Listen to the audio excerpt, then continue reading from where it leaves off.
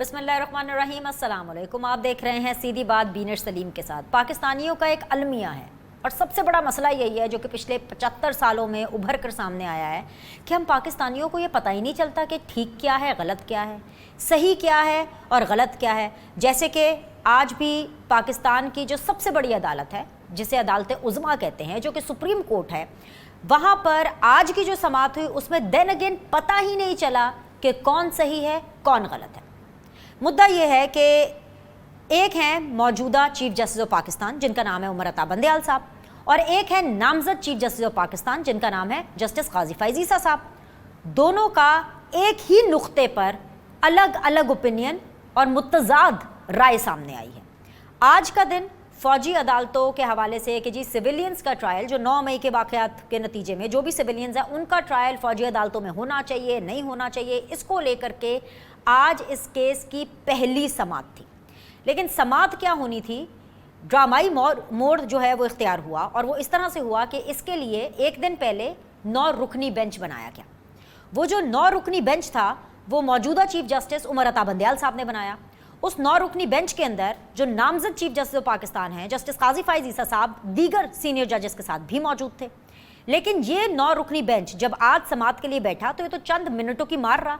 वो इसलिए क्योंकि काजी फैज़ ईसा साहब हो और उसके अलावा एक और सीनियर जस्टिस सरदार तारिक मसूद साहब, इन्होंने इस बेंच को ही गैर कानूनी करार दे दिया। और इसकी रीज़न, इसकी वजह ये बताई कि आपको याद होगा 1 महीने पहले जो पार्लियामेंट ने एक बिल पास किया था जिसका नाम था जी प्रैक्टिस एंड प्रोसीजर बिल, उस हवाले से उस बिल के मुताबिक ये कहा जाता है कि भाई जो बेंच बनाना है वो अकेले चीफ जस्टिस ऑफ पाकिस्तान का काम नहीं है, बल्कि सुप्रीम कोर्ट की एक 3 रुकनी कमेटी होगी। वो 3 रुकनी कमेटी बेंच बनाया करेगी। और उस रोशनी में, उस तनाजुर में 2 सीनियर जजेस काजी फैज़ ईसा साहब एंड जस्टिस तारिक मसूद साहब, इन लोगों ने इस बेंच को गैर कानूनी करार दिया। एक तो ये चीज़ हो गई, क्लियर हो गया। दूसरी चीज़ ये हुई कि भाई ये चीज़ याद कराई गई, बाबर कराई गई और उस पर जोर डाला गया फ्रॉम जस्टिस काजी फैज़ ईसा साहब कि भाई पार्लियामेंट का बनाया हुआ कोई भी कानून कल अदम तो करार दिया जा सकता है मगर मुअत्तल नहीं किया जा सकता। और ये बड़ा वैलिड पॉइंट है, ये इतना क्लियर और वैलिड पॉइंट है कि भाई या तो ये जो कानून है जो पार्लियामेंट ने बनाया है इसको नाफिजुल अमल करें, इसको इंप्लीमेंट करें, या फिर इसको सिरे से ही रद्द कर दें, इसको खत्म कर दें कि भाई हम नहीं मानते इस कानून को। ये क्या बात हुई कि जी कानून मुअत्तल हुआ है। और ये तमाम बातें जो है ये काजी फैज़ ईसा साहब कर रहे हैं, वो काजी फैज़ ईसा साहब जिनके समरी के ऊपर तैनाती की सिग्नेचर हो चुके हैं, जो कि 17 सितंबर ऑनवर्ड्स हमारे चीफ जस्टिस ऑफ पाकिस्तान होंगे। और सिर्फ यही नहीं, उन्होंने पिछले 1 महीने में बनाए गए chief justice of Pakistan Umar Ata Bandial साहब के अंडर जितने भी उन्होंने बेंचेस बनाए थे उन सब को गैर कानूनी करार दिया है। तो बेसिक क्वेश्चन ये है कि भाई ये तमाम बातें हमें आने वाले चीफ जस्टिस ऑफ पाकिस्तान बता रहे हैं, वो इस पे जोर दे रहे हैं, इस पे वो क्लैरिटी रखते हैं। तो ऐसे में जो साइलीन है, जो हम जैसे पाकिस्तानी हैं, वो कैसे डिसाइड करेंगे कि कौन ठीक है कौन गलत है? हम ये कैसे डिसाइड करेंगे कि आज की जो भी समाअत हुई, जितनी भी समाअत हुई, उसमें कौन आइन के साथ है और कौन आइन की गलत या सही तशरीह नहीं कर रहा?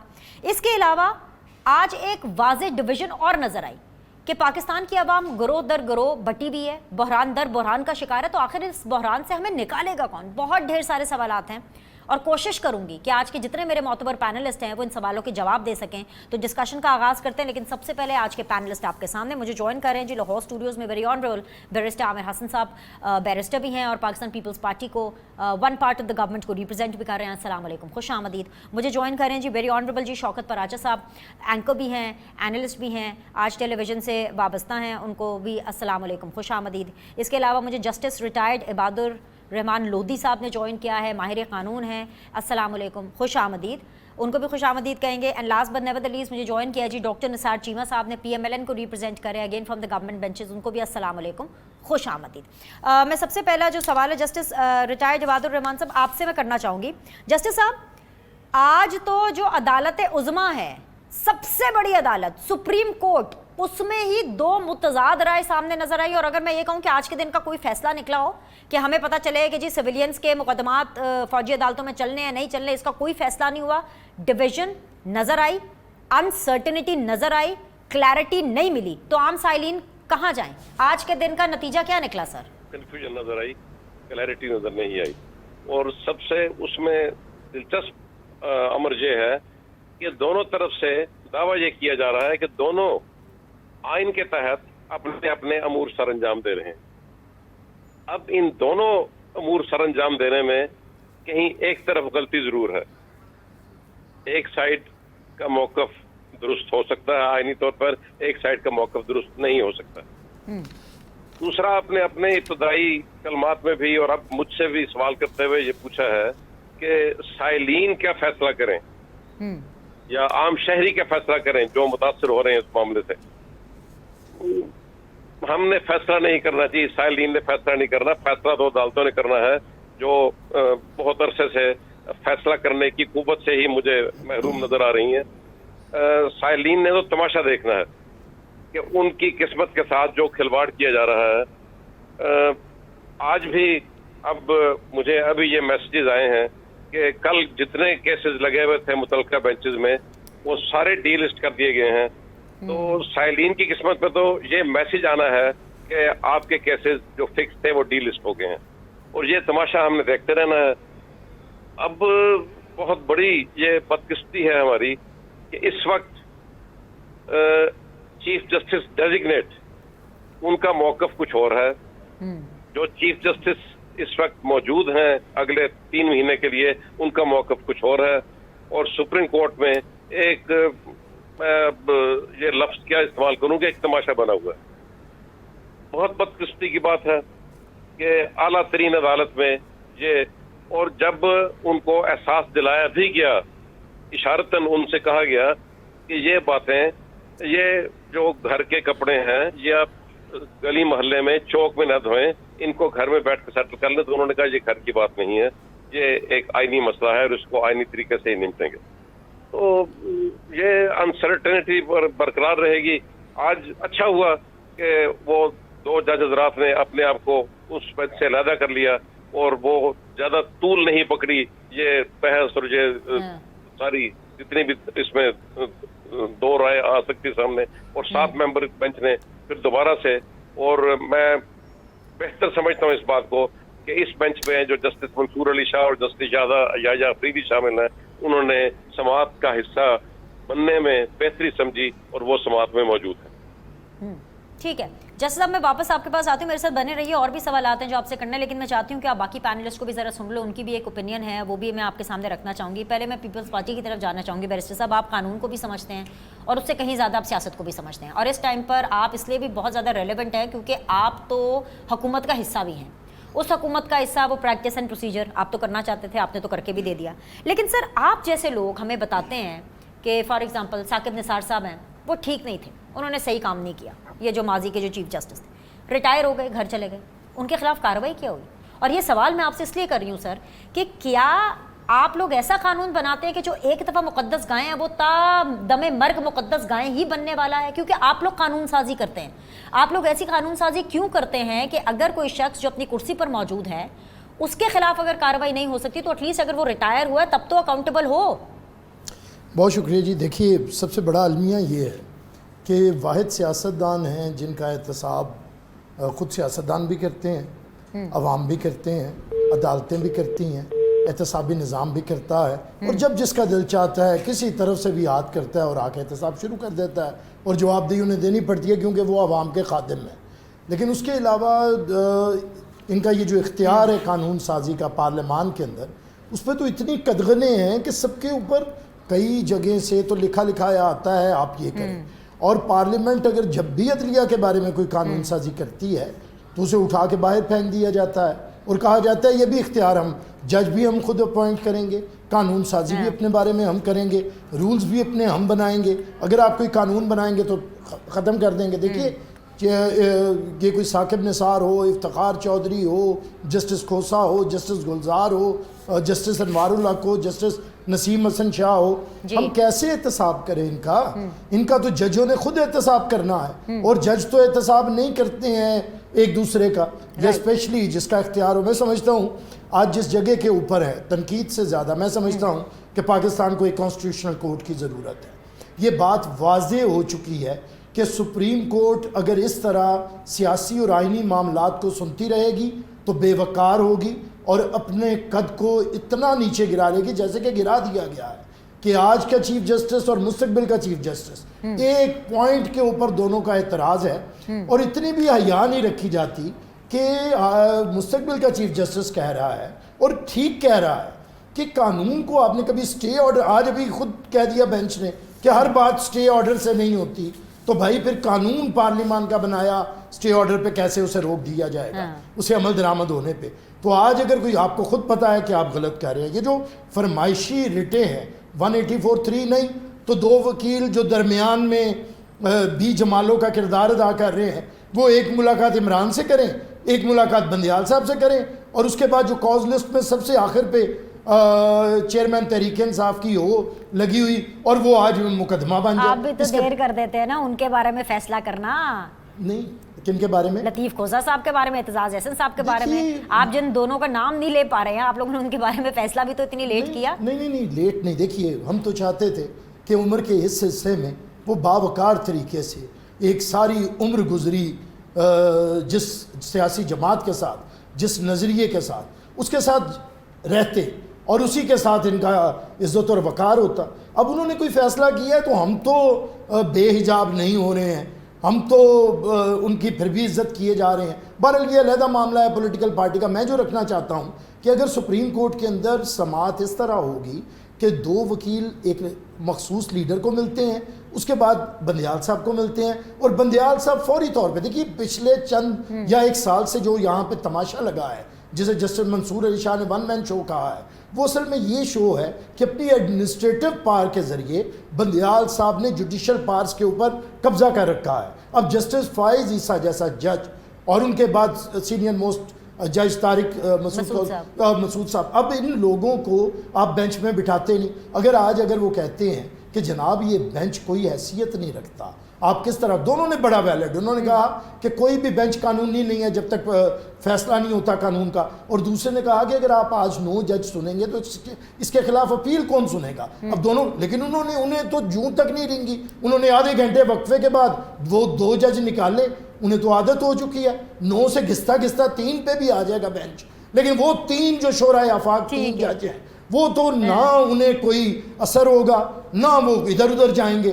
उन्होंने तो तहिया किया हुआ है, डिठाई किया हद धर्मी का, कि उन्होंने पाकिस्तान के आइन का जनाजा निकाल के निकलना है। मैं समझता हूँ खुदा के लिए बस करें, सुप्रीम कोर्ट को बेवकार मत करें। अगर कोई आइनी मामला है तो फुल कोर्ट सुने, अदरवाइज एक दफ़ा बैठें, फुल कोर्ट बुलाएं और एक उसकी तरफ जाएं कि आप कॉन्स्टिट्यूशनल बेंच बना के रख दें जो इन चीज़ों का फैसला करे। ये नहीं कि चीफ जस्टिस ने और उनके 2 लाडले जजों ने हर जगह पे बैठ जाना है और पाकिस्तान का नाटका बंद करके रख देना है एक बंदे की फरमाइश के ऊपर। देखें ना, हर बात पे वो क्या कहता है, चीफ जस्टिस से रब्ता करें, चीफ जस्टिस से रब्ता करें। मुझे नहीं समझ आती कि चेयरमैन तहरीक इंसाफ खोसा साहब से मिलते हैं और शाम को खोसा साहब रात को जाके बंदियाल साहब से मिलता है। कौन से वकीलों को इतना इख्तियार हासिल है जी, रात को जाके बंदियाल साहब से मिले, सुबह वो केस लग जाए, सुबह वो केस लगे जिन जजेस के नाम हो। तो शायद फिर भी इख्तियार हासिल हो, हम जैसे लोगों को ये इख्तियार हासिल होगा। वकीलों में भी मैं कह रहा हूँ, मैं बार-बार कह रहा हूँ, बहुत से प्रैक्टिसिंग लॉयर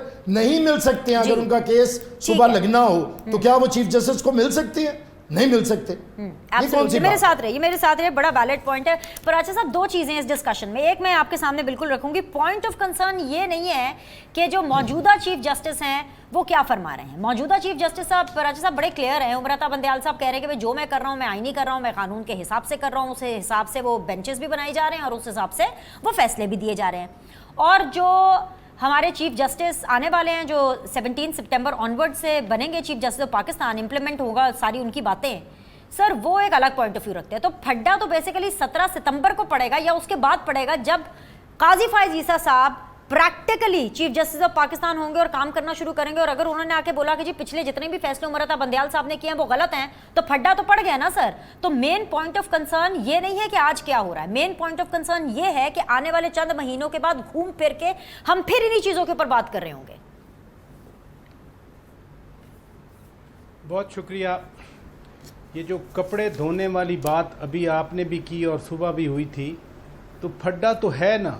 फड्डा 17 सितंबर के बाद क्या होगा, फड्डा तो बहुत पहले से है। कल चीफ जस्टिस के लिए नई तकर्री का नोटिफिकेशन आया, उन्हीं हाथों से साइन किए गए जिन हाथों ने इन्हीं के ख़िलाफ़ रेफरेंस भेजा था। इन्हीं की फैमिली को सरेआम इंटेरोगेट भी किया गया, एम्बेरस भी किया गया। सीरीना साहिबा आपके सामने FBR भी जाती रहीं, सुप्रीम कोर्ट भी आई बतौर एक एक्यूज्ड के, वो विटनेस के तौर पर भी नहीं आई। अभी तो आजकल नैब भी विटनेस के तौर पे कुछ लोगों को बुला रहा है, हालांकि मादी में सबको एक्यूज के तौर पे बुलाता रहता था। तो फड्डा तो है, तकसीम तो है, और आज जिसका इजहार हुआ वो वही तकसीम है ना। मसलन आने वाले चीफ जस्टिस कहते हैं ये बेंच ही गैर आइनी है। जो मौजूदा चीफ जस्टिस हैं उन्होंने खुद ही बेंच बना लिया। और ये बड़ी इंपॉर्टेंट बात की, जो सीनियर मोस्ट इस वक्त जज हैं, गो कि वो रिटायर हो रहे हैं अभी जल्दी, उन्होंने बड़ी अच्छी बात की, 7 जज छुट्टी पे हैं। यानी जितने बचे थे आपने बेंच बना दिया, तो अपील फिर किसके पास जाएगी? आपने तो वर्चुअली इसको वही सुओ मोटो वाला आपने बेंच बना के रख दिया ना। यानी कोई भी अदालत फैसला करे, एक अपील का राइट तो होना चाहिए ना कि जज से गलती हो सकती है। आपने वो गुंजाइश भी नहीं छोड़ी। और ऊपर से आज और भी कुछ कमेंट्स आए कि जी लोगों के फ़ोन टेप किए जाते हैं, लोगों की प्राइवेसी में मदाखलत की जाती है।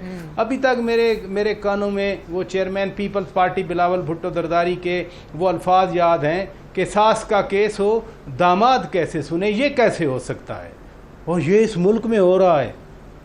इस मुल्क में एग्जैक्टली ये ऑब्जर्वेशन भी दी जा रही हैं जो मैंने आज आई और आपके सामने रखी। तो लिहाजा जो फड्डा आप कह रही हैं, फड्डा आज का नहीं है, फड्डा तो 1954 से चल रहा है। फड्डा उस वक्त से चल रहा है। और फड्डा किसके साथ चल रहा है? ये साइलिन की जो आप बात कर रही हैं, ये साइलिन के साथ इन लोगों ने फड्डा बनाया हुआ है। और ये आज की बात नहीं है। साकिब निसार क्या करता रहा, मुझे बताइए। साकिब निसार ने 4 साल जो गवर्नेंस का बेड़ा, नहीं, जुडिशल एक्टिविज्म भाड़ में जाए। जुडिशल एक्टिविज्म अपने भाई को लगवाने के लिए एक किडनी एंड लिवर जो इंस्टीट्यूट है उसकी तबाही कर दे।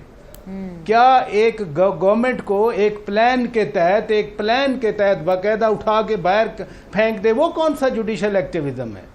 देखिए ना, जुडिशल एक्टिविज्म है आपने पनामा के केस चलाया और अकामा पे उठा के फेंक दिया। और जो इल्ज़ाम लगाते थे, मैं चेयरमैन PTI की बात कर रहा हूँ, वो आज कह रहे हैं और देखें जी आप ही ने हमें बताया था ये करप्ट हैं, हमें क्या पता।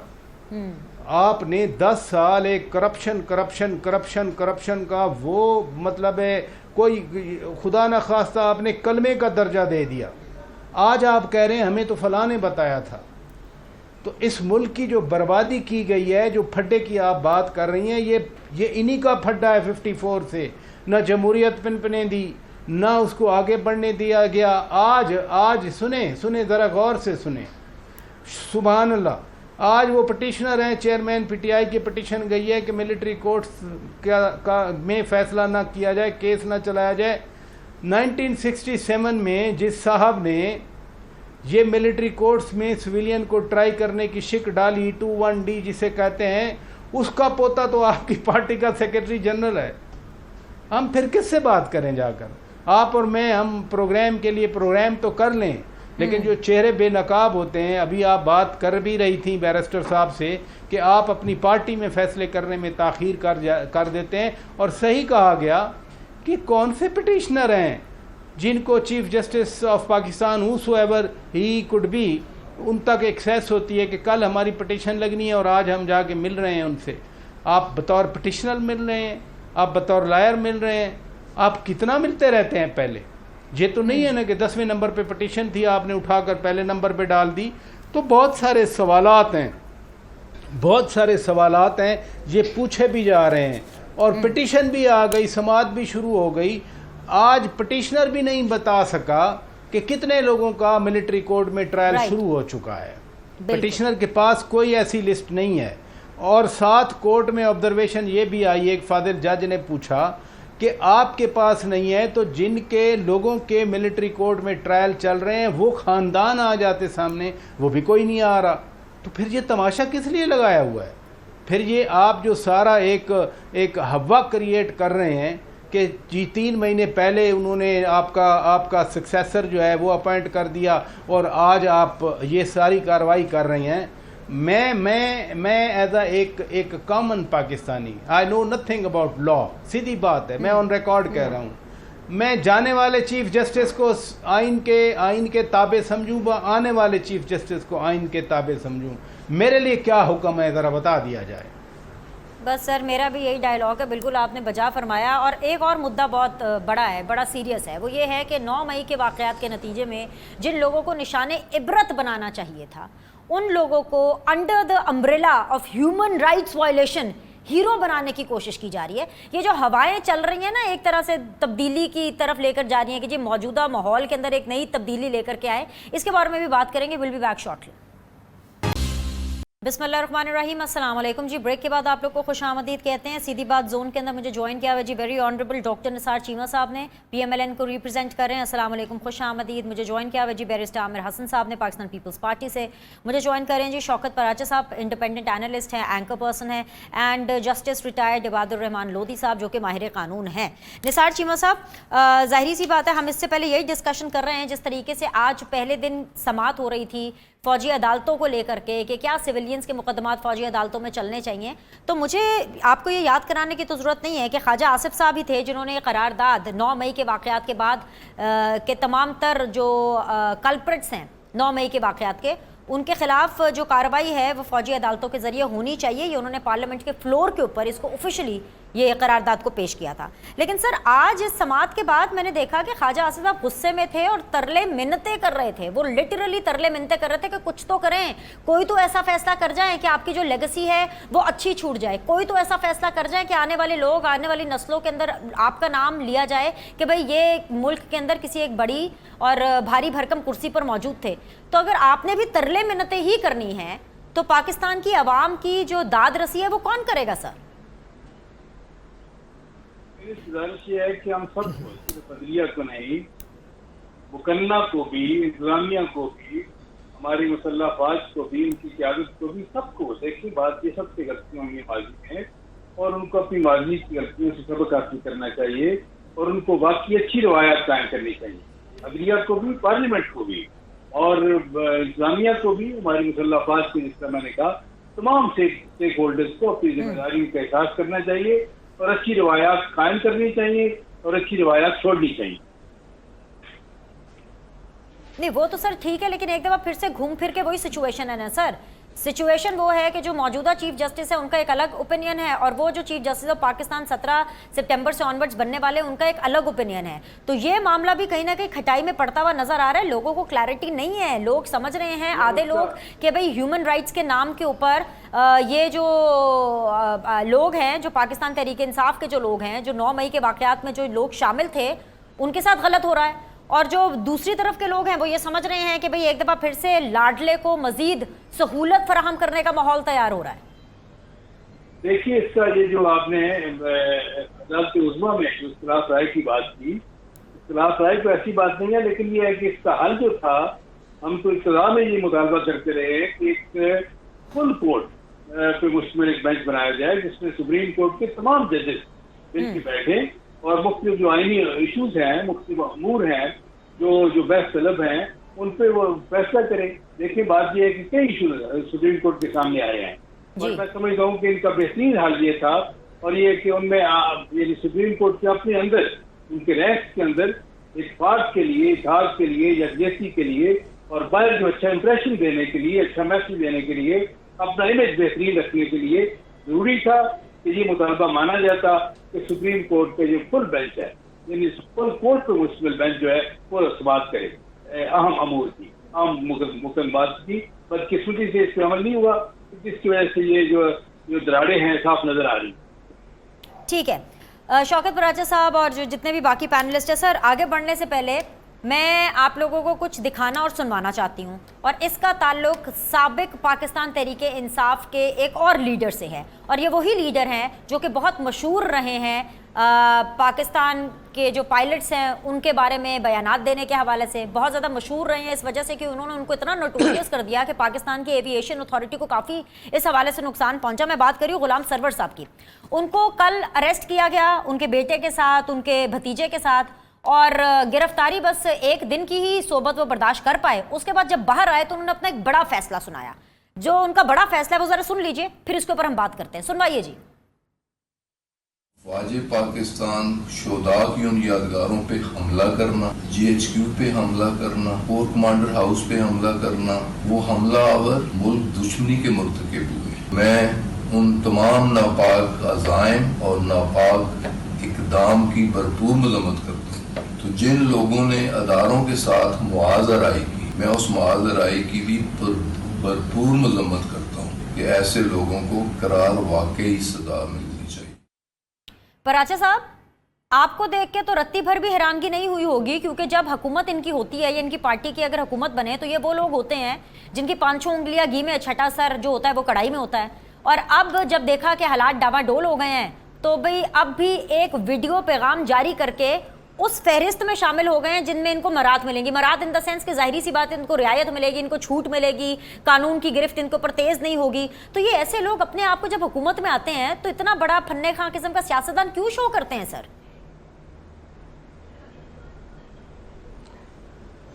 फन्ने खां इसलिए शो करते हैं कि इनको मालूम है हम इलेक्टेबल्स हैं।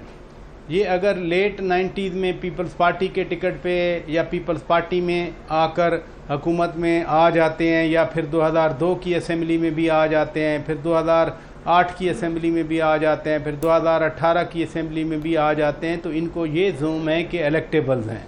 और ये इलेक्ट होने से पहले मुस्तकबिल के वादे करके, मुस्तकबिल का तयन करके आते हैं।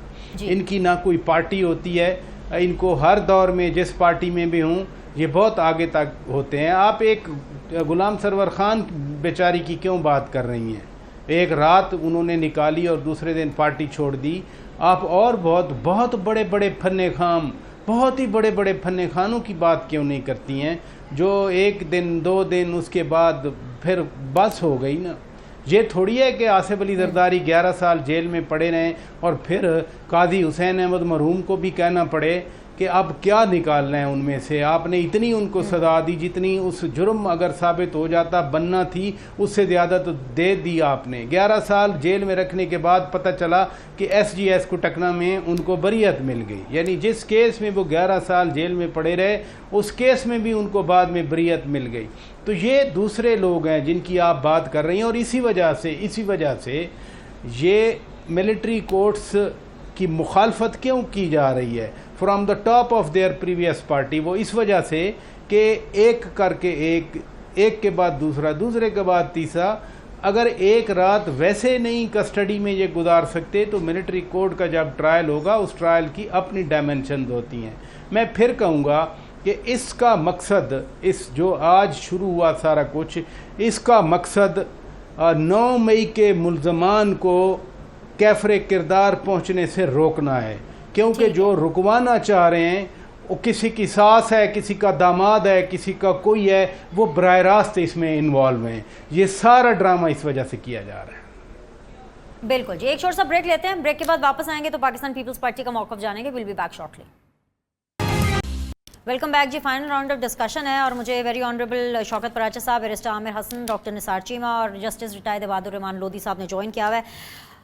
बस मैं तो आपसे हुकूमत से ये मौक़िफ़ जानूंगी कि जाहिर सी बात है पार्लियामेंट बड़ी क्लियर है, वो करारदाद ना सिर्फ पेश हुई पार्लियामेंट में बल्कि मंजूर हो चुकी है मिलिट्री कोर्ट्स के हवाले से। अब अगर कोर्ट के अंदर यहाँ पर ये मामला रुकता है या आगे नहीं बढ़ता तो फिर what is the way forward?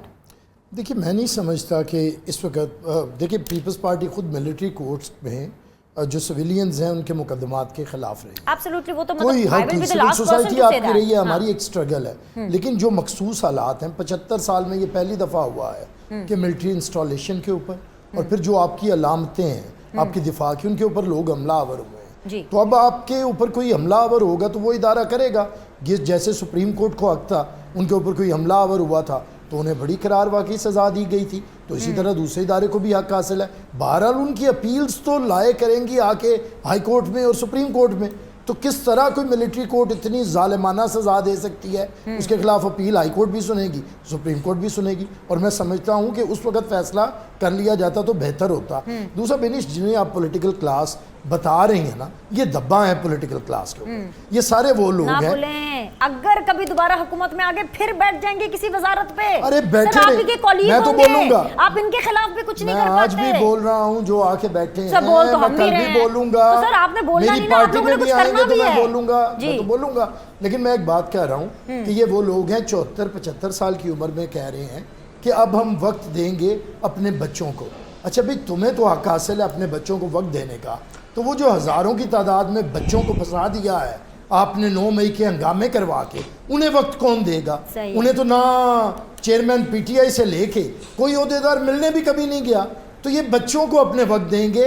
Pakistan के हज़ारों बच्चों को स्पॉइल करने के बाद, बेड़ा गर्क करने के बाद, वो जो एक पाइट पाइपर था ना, उसने एंड पे आके सारी कौम के बच्चों को समंदर में गर्क करके और ख़ुद वो मज़े कर रहा है। उसे फ़िक्र है तो अपनी बेगम की, और पार्टी के लोगों को फिक्र है तो कोई 72 साल की उम्र में कोई खातून कहती है कि अब मैं अपने 90 साल की अम्मा को टाइम दूंगी।